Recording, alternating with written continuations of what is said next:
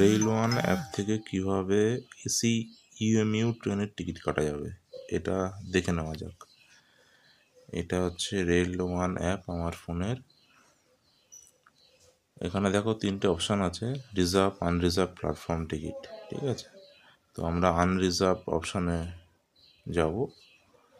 এখানে আমাদের আগে থেকেই সিলেকশন করা আছে Kalyani junction to Naihati junction. এখান থেকে চেঞ্জ করা যাবে। ধরো নৈহাটির জায়গায় আমি ব্যারাকপুর নিলাম, তো কল্যাণী টু ব্যারাকপুর এখানে শো করছে। প্রসিড টু বুকে যাব, প্রসিড টু বুক আছে মেল এক্সপ্রেস, তার পাশে আদার্স। তো আদার্সে টাচ করে সুপারফাস্ট, এসি ইএমইউ ট্রেন দুটো অপশান আছে, তো এখানে সিলেক্ট করতে হবে এসি ইএমইউ ট্রেন।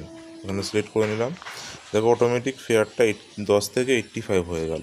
এখানে দেখো অটোমেটিক 85 হয়ে গেল। এবার যাবো বুক নাও। বুক নাও গেলে দেখো অটোমেটিক এখানে তিনটে অপশান দেবে। আর ওয়ালেট, আগে থেকে আর ওয়ালেট টাকা অ্যাড করা থাকলে এখান থেকে ডাইরেক্ট কাটানো যাবে। ইউপিআই, আদার পেমেন্ট মোড, তো যে কোনো একটা পেমেন্ট মোডে গিয়ে আমরা এখান থেকে ট্রেনের টিকিট বুক করতে পারবো।